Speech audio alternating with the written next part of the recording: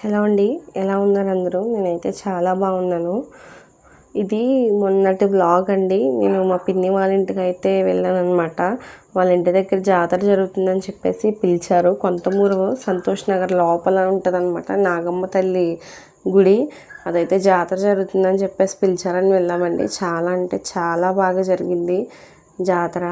మొత్తం సంతోష్ నగర్ అంతా తిప్పుతారు కదా, ఆ దీపాలతో తిప్పారండి. నాకైతే దాని గురించి తెలియదు పూర్తిగా, ఇదే ఫస్ట్ టైం చూడడము.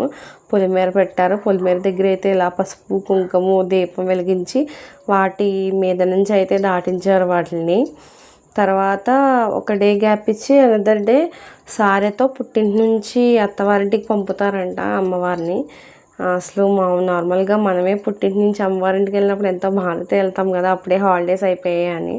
అలాంటిది అమ్మవారు బాధపడకుండా ఉంటారా?